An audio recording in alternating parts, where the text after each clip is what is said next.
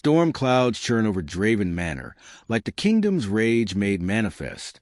Lightning splits the sky as Princess Aveline of Aldoria, though no one here knows her true name, collapses in the mud at the base of the stone steps, her pregnant belly making the fall even more brutal.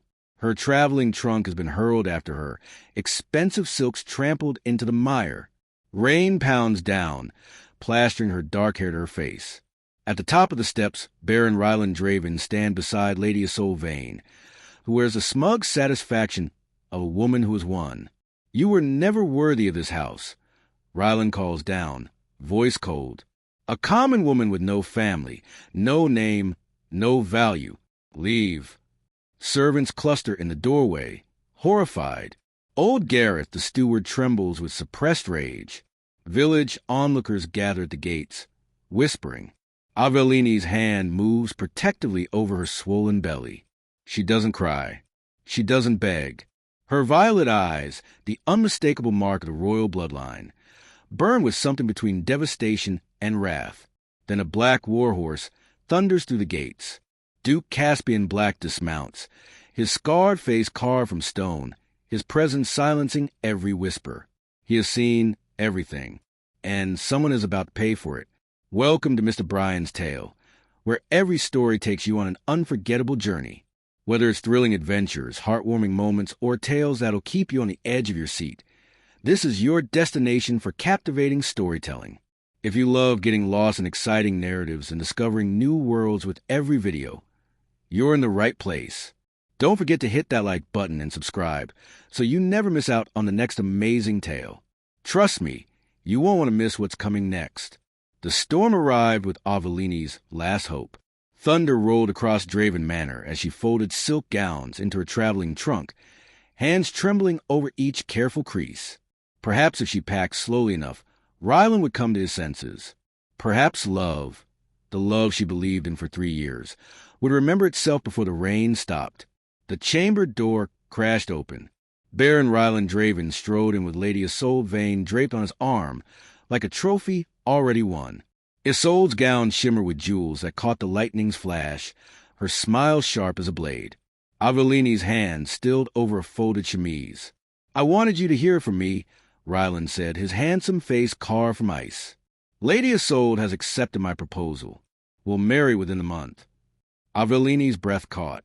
Her hand moved instinctively to her swollen belly. 6 months pregnant with his child. Their child. "Rylan, please." "Don't." His voice could have frozen the rain. "A common woman with no family, no name, no value to my house. I've wasted 3 years on sentiment. Isolde brings alliances, trade routes, a future. You bring nothing. I bring your child." Her voice broke despite her effort to steady it. Lady Isolde laughed, light and cruel. "A burden, not a gift. How inconvenient for everyone." When Aveline tried to approach her husband, Rylan snapped his fingers. 2 servants appeared, faces stricken with horror as they gripped her arms. "No!" Aveline gasped. "Rylan, don't do this." They dragged her through corridors she'd walked as mistress. Downstairs she descended with dignity, to the entrance where rain hammered the stones like divine judgment. Rylan followed, hefting her trunk as though it weighed nothing. He hurled it through the doorway. It crashed down the steps, bursting open, silk gowns tumbling into the mud. "Leave," he commanded. Aveline's foot slipped on wet stone. She fell hard, her pregnant belly making the impact brutal. Mud splashed her face, filled her mouth with the taste of earth and humiliation. Through the rain's curtain, she saw villagers gathering at the gates. Servants wept in the doorway, powerless. Old Gareth, the steward, pushed forward, his weathered face stricken. He knelt beside her in the mire, voice barely audible beneath the thunder. "He doesn't know, does he? My lady, he doesn't know what you are." Aveline's violet eyes, the unmistakable mark of House Valder, met his. She shook her head once. Sharp, desperate, if she revealed herself now, her child would become a target forever. The black warhorse appeared through the storm like vengeance itself, hooves striking cobblestones with the rhythm of war drums. Duke Caspian Black dismounted before the beast had fully stopped, his scarred face unreadable, his presence commanding instant silence. Rain streamed off his dark cloak as his eyes swept the scene. The pregnant woman collapsed in mud, the smirking nobleman, the weeping servants. Then his gaze locked on Avelini's face. Recognition hit like lightning. Those violet eyes. He'd last seen them in a child's face, years ago at court, before King Eldrick had sent his daughter into hiding, before the kingdom had lost its princess. Caspian's hand moved to his sword hilt. Do you know who you just thrown into the dirt? Baron Rylan Draven straightened, irritation flickering across his handsome features. My wife, a woman of no consequence. This is a private matter, Your Grace. I suggest you attend to your crown business elsewhere. Your wife. Caspian's voice dropped to something lethal. Then you're a fool and a dead man. He moved before Rylan could respond, crossing to Aveline and kneeling in the mud without hesitation. His cloak came off in one fluid motion, settling over her trembling shoulders like a shield. Princess, he murmured, low enough that only she could hear. Aveline's eyes widened with terror. Don't.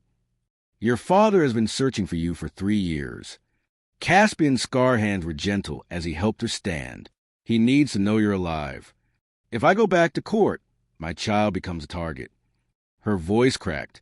Every enemy my father has will see an heir to eliminate. If I stay hidden, we might survive. Caspian studied her face. The exhaustion, the fear, the desperate hope that invisibility could somehow equal safety. You're not surviving, he said quietly. You're dying slowly. Let me help you live. Behind them, Rylan sputtered. This is absurd. Guards, remove this man from my property. Caspian turned, and something in his expression made Rylan's words die. I carry sealed orders from King Eldrick himself. Touch me, and you'll hang before sunset. He looked back at Aveline. The choice is yours, princess, but choose quickly. The storm isn't the only danger gathering. The abbey's stone walls offered sanctuary from the storm, but not from memory. Aveline sat wrapped in Caspian's cloak, staring at candles that flickered like dying hope. Her hands wouldn't stop trembling. You're safe here, Caspian said, though his hand remained on his sword hilt. Am I? Aveline's laugh tasted bitter. Safe from what? My husband? The court? Myself. Footsteps echoed through the corridor. An older woman emerged from the shadows, gray-streaked hair framing a face Aveline hadn't seen in years. Child, Lady Meredith whispered, and the word broke something in Aveline's chest. Meredith. Aveline rose despite her body's protest. You've been here? All this time. Watching. Waiting. Meredith's embrace was fierce. Your father sent me to keep you safe from a distance. I've lived 3 villages over for 2 years, praying you'd remember who you were before it was too late. Caspian's expression darkened. You knew she married Draven? I knew she fell in love. Meredith's voice carried old grief. King Eldrick sent Aveline into hiding during the Civil War. She was meant to return when the kingdom stabilized, but she met Rylan and chose. She looked at Aveline. You chose to stay hidden. I thought if I was just a wife, just a mother, I could be safe. Aveline's voice shattered. I thought love would be enough. That if I made myself small enough, quiet enough, I could have a normal life. I thought. She pressed her hands to her face. I thought he loved me. Love should have been enough. Caspian's voice held barely restrained fury. His failure is not yours. Back at Draven Manor, Rylan Draven tore through his wife's abandoned chambers like a man possessed. Servants scattered as he appended drawers, scattered letters, searching for anything that explained the Duke's strange words. His hand stilled on a leather journal. Inside, elegant script detailed philosophy, history, languages, education far beyond any commoner's reach. Beneath it, primers in Latin, Greek, courtly etiquette. Lady Isolde appeared in the doorway. What is it? Rylan's face had gone pale. She lied. About everything. His fingers traced the royal seal watermarked into the journal's first page, so faint he'd never noticed. Who did I marry? King Eldrick arrived at the abbey under cover of darkness, accompanied only by his most trusted guards. When the door to the sanctuary opened, Aveline rose from her seat by the fire, and for a moment father and daughter simply stared at each other across the years of separation. Papa. The word came out small, childlike, nothing like the dignity she tried to maintain. Eldrick crossed the room in 3 strides and pulled her into his arms. His crown sat heavy on graying hair, but his embrace held only a father's desperate relief. My girl, my Aveline. His voice broke. I never wanted you to suffer. I only wanted you alive. I've been alive. Aveline pulled back, and he saw the bruises forming on her arms where servants had gripped her, the mud still caked in her hair despite Meredith's attempts to clean it. But I haven't been living. The king's face hardened into something terrible. Tell me his name again. The man who did this. It doesn't matter. Aveline sank back into her chair, exhaustion claiming her. What's done is done. It matters. Eldrick knelt before her, taking her hands in his. Aveline, listen to me. The kingdom needs a clear heir. I'm not getting younger, and the lords grow restless. You are my only child. Your return to court isn't just personal, it's political necessity. Caspian spoke from his position by the door. Your Majesty would respect. She's 6 months pregnant and has just been. I know what she's been through. Eldrick's voice carried the weight of kingship, but the realm doesn't pause for personal tragedy. If Aveline remains hidden, the succession remains unclear. If she dies in obscurity, this kingdom will tear itself apart. Aveline's hand moved protectively to her belly. And my child, the moment I step into court, every enemy you have will see an heir to eliminate. Yes. Eldrick didn't soften the truth, but if you remain Rylan Draven's wife-in-law, he has legal custody of that child. Medieval law grants fathers absolute rights. He could take your baby the moment it's born, and you would have no recourse. The words landed like blows. Aveline's breath caught. Lady Meredith moved closer. Your Majesty, surely there's a way to annul the marriage. Not without proof. Eldrick's expression turned grim. Proof of cruelty, fraud, or some legal defect in the contract itself. And Draven, if he discovers we married, will fight to keep the connection to the crown. He threw her into the mud while she was pregnant. Caspian growled. What more proof do you need? Witnesses, testimony, documentation. Eldrick looked at his daughter. A public trial that will expose everything. Your identity, your suffering, your secret marriage. Aveline, I cannot simply wave my hand and make this disappear. The law applies even to kings. But he squeezed her hands. If you choose to fight, I will stand with you. I will bring the full weight of the crown to bear. But the choice must be yours. Aveline stared at the fire, watching flames devour wood, thinking of how quickly warmth could turn to ash. If I fight, I lose my privacy forever. My child will never know peace. If you hide, you lose your child completely. Eldrick's voice was gentle but unyielding. Choose, daughter, but choose with your eyes open. Rylan Draven's study had become a war room. Maps of the kingdom spread across his desk alongside ledgers, letters, and reports from the 3 investigators he'd hired at considerable expense. Each one told the same impossible story. The woman has no birth records in any village registry, the first investigator reported, shifting uncomfortably under Rylan's glare. But she was educated by tutors usually reserved for nobility. Latin and Greek philosophy, courtly etiquette. She spoke 4 languages. Rylan interrupted, remembering conversations he dismissed as peculiar rather than significant. She corrected my grammar once in Old Valdorian. I thought she was being pretentious. The second investigator cleared his throat. My lord, there are gaps. Entire years unaccounted for in her youth. And the woman who served as her guardian, a Lady Meredith, was once a lady-in-waiting at the royal court. Lady Isolde paced behind Rylan's chair, jewels clicking with her agitation. This is a disaster. If she's connected to nobility, our marriage contract becomes worthless. Your marriage to her might actually be legitimate in ways that make me the other woman. Her voice turned shrill. Destroy her reputation before she destroys ours. Rylan's hands curled into fists. 3 years. He'd spent 3 years married to a woman who'd hidden her true worth, who'd let him treat her as common when she might have been. What A lord's byblow, a disgraced noble's daughter. The humiliation burned hotter than any affection he'd once felt. "Start the whispers," he said quietly. Within days, the campaign began. Servants were bribed, villagers were prompted, and carefully worded rumors spread to the marketplace like poison. She abandoned her marriage out of madness. She's fabricating noble connections to avoid the consequences of adultery. Why else would she hide a pregnancy? The child might not even be legitimate. By week's end, Rylan rode to the abbey with a contingent of guards and a solicitor carrying documents that outlined his legal rights as husband.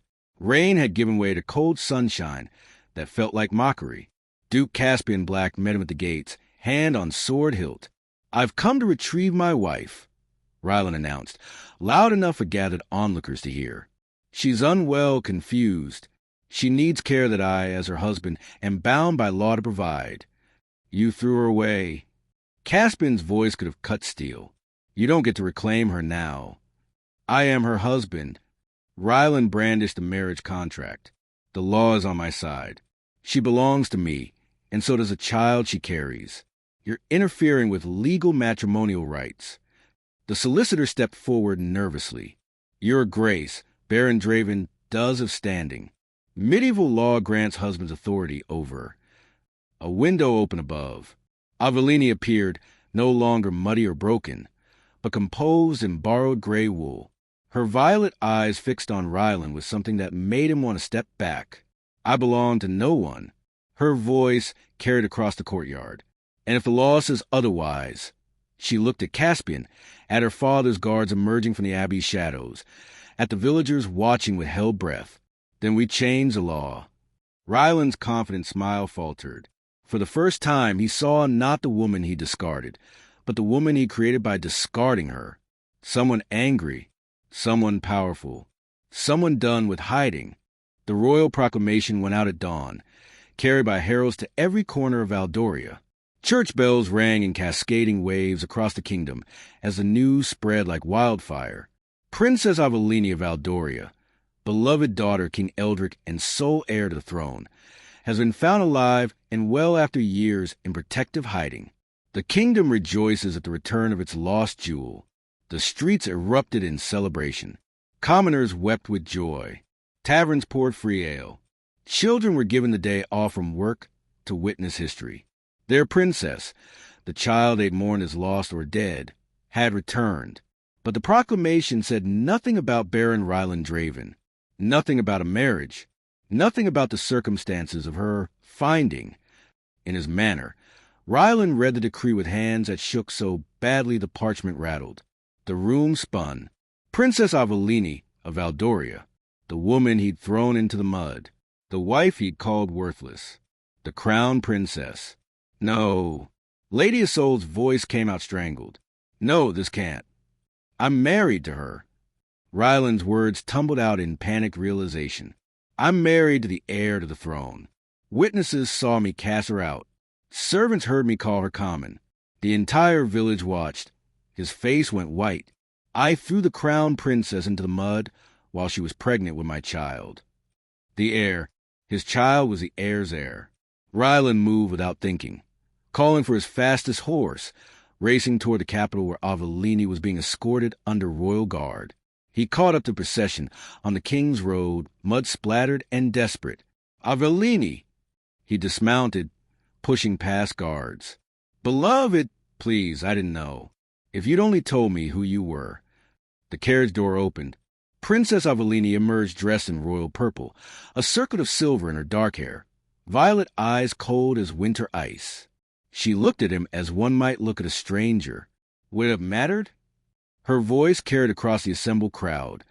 Guards, nobles, curious onlookers. Should I have needed royal blood to deserve basic human decency? Should a woman require a crown before her husband treats her with respect? Rylan reached for her hand. She stepped back. "You didn't throw away a princess, Baron Draven. You threw away a human being. The failure was yours, not mine." She climbed back into the carriage, and it rolled forward, leaving Rylan standing in the road like a man who just watched his entire future collapse. At court, news of Aveline's return divided the nobility like a blade. Some saw opportunity. A young queen meant reform. Others saw a threat, a woman with power and a grievance. And some, watching Baron Draven's desperate arrival, saw entertainment. The kingdom had found its princess. Now it would discover what kind of queen she'd become. The great hall of Valdoria had witnessed coronations, declarations of war, and royal weddings. Today it would witness something rarer. A queen in the making. Nobles packed the galleries. Commoners crowded beyond the doors, straining to hear. At the center, Baron Rylan Draven stood before the throne, his solicitor beside him, confidence carefully rebuilt. "Your Majesty," the solicitor began, "my client entered into marriage with a woman who identified herself as Aveline Grey, a commoner of no particular family. The contract is therefore fraudulent. He cannot be held accountable for actions taken in ignorance of her true station." Rylan stepped forward, playing wounded. "I love my wife, but she deceived me fundamentally. And now, in her condition," he gestured vaguely, "pregnancy affects a woman's humors. Her accusations are the product of hysteria, not truth." Lady Isolde took the stand next, draped in dignified black. Princess Aveline was a distant wife. Cold, she neglected her duties. Baron Draven saw companionship elsewhere, because she offered none. I do not excuse it, but I understand it. Murmurs rippled through the hall. Then old Gareth stepped forward. "I served Draven Manor 40 years, the steward said, voice shaking but firm. "I watch Baron Draven mock his wife daily. Call her worthless. Strike her when she displease him. The day he cast her out, she was 6 months pregnant, and he threw her belongings after her like refuse. She fell in the mud. I heard him say she had no value. This was no sudden act. This was a pattern." Servants testified next, trembling, terrified, but truthful. The affair conducted openly. The verbal cruelty, the isolation. Duke Caspian's testimony was brief and devastating. "I witnessed Baron Draven throw a pregnant woman into mud during a storm. When I offered assistance, he dismissed her as a woman of no consequence. He did not know who she was, but he knew she was human, carrying his child, and he treated her like garbage." Lady Meredith explained the Crown's protection order, the years of hiding, the absolute necessity of secrecy. There was no deception, my lords. There was survival. Then Princess Aveline rose. She stood before the court visibly pregnant. No crown yet, but carrying herself like royalty carved from stone. Her voice rang clear. "You asked if I deceived my husband by hiding my identity. I did. I wanted to be loved for myself, not for my blood. Instead, I learned that without a crown, I was nothing to him." She looked directly at Rylan. "He threw me into the mud while I carried his child. He didn't fail to love a princess. He failed to love a human being."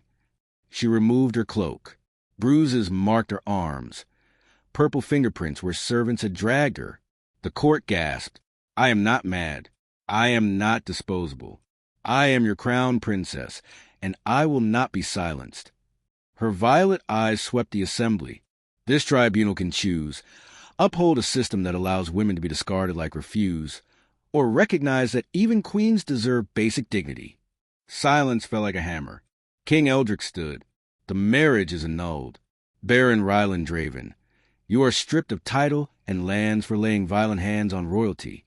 Lady Isolde Vane, you are barred from court. This tribunal is concluded."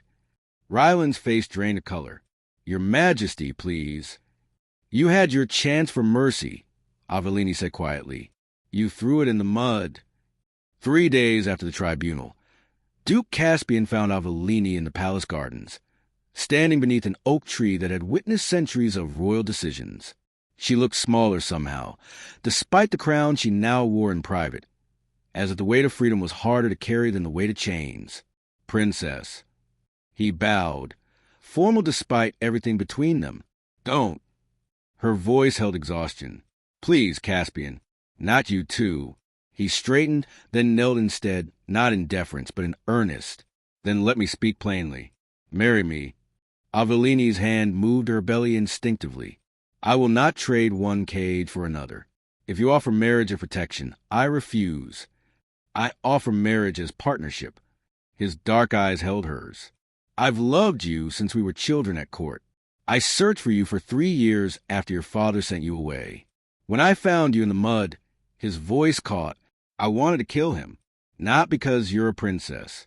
Because you're Aveline and you deserve better." "Pretty words," she said, but her tone had softened. "True words."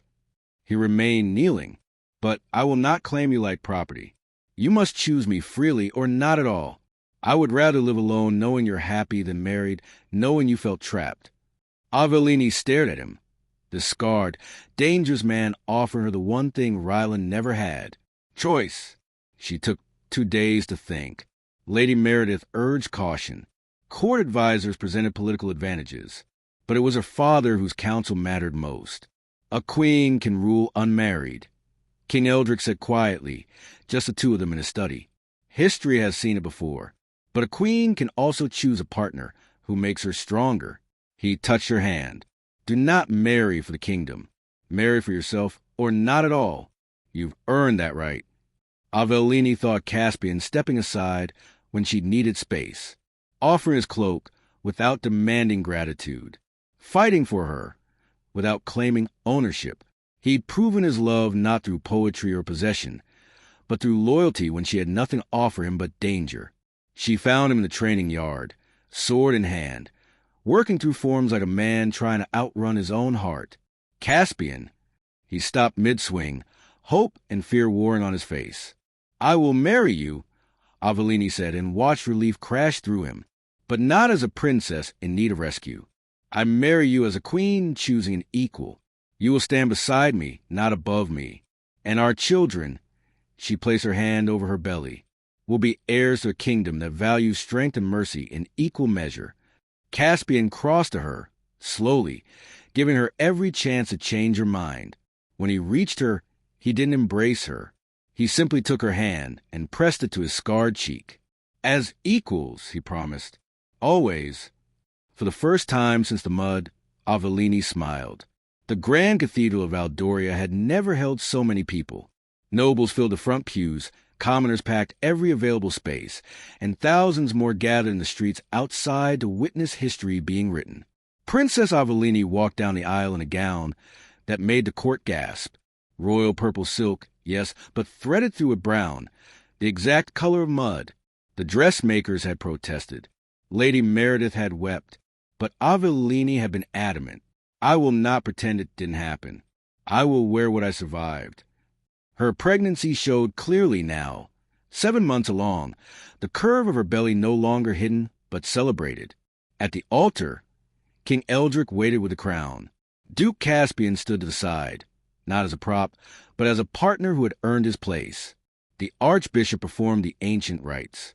When the crown touched Aveline's head, the cathedral erupted in cheers that shook the stained glass. But Aveline raised her hand for silence. She had words that needed speaking. "Many of you watched me be cast out," she began, her voice carrying to every corner. "You saw me in the mud, discarded by a man who should have protected me. Some of you whispered. Some of you judged. Some of you wanted to help, but were afraid." The crowd shifted uncomfortably. She saw faces she recognized, villagers from Draven lands, servants who'd wept but done nothing. "I do not blame you. I blame a system that taught us all that women are disposable, that pregnant women are burdens, that silence is survival." Her violet eyes blazed. "Today, I stand before you not because I was born royal, but because I refuse to stay down. I promise you this. Under my rule, no woman will be thrown away for being inconvenient. No child will be hidden for being unexpected. And no one will have to choose between safety and dignity." The cheers that followed weren't polite.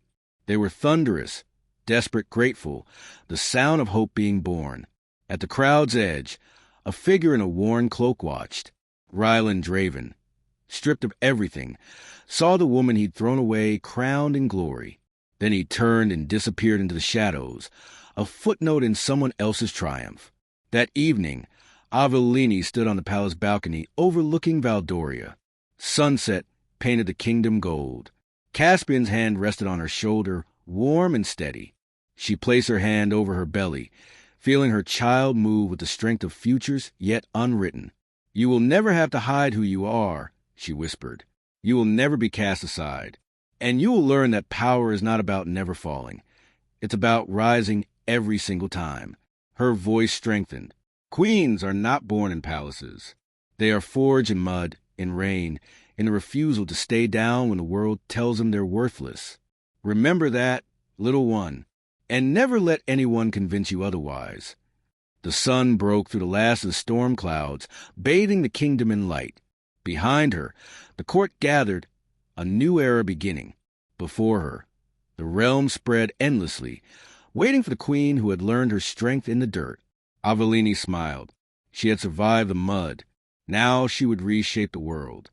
Thank you so much for journeying with us through Princess Aveline's story, from the mud of Draven Manor to the throne of Valdoria. Her transformation reminds us all that our worst moments don't define us. How we rise from them does. Queens truly are forged in the refusal to stay down. If this story moved you, inspired you, or made you believe that dignity can be reclaimed even when the world tries to strip it away, please show your support by hitting that like button. Your likes help us reach others who need to hear stories of strength, resilience, and the power of choosing yourself. Don't forget to subscribe to Mr. Bryan's Tale so you never miss another epic story of courage, revenge, and transformation. We bring you tales where the discarded become powerful, where justice finds those who deserve it, and where love is built on respect, not possession. Drop a comment below telling us, what was your favorite moment from Aveline's journey? Was it when she stood in the mud with violet eyes blazing?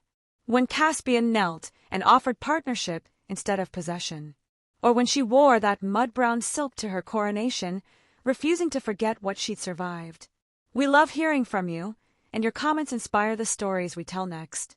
Until our next tale, remember, you are not defined by how others treat you. You are defined by how you rise when they try to keep you down. This is Mr. Bryan's Tale, where every story reminds you that you're stronger than you know. See you in the next one. Crown.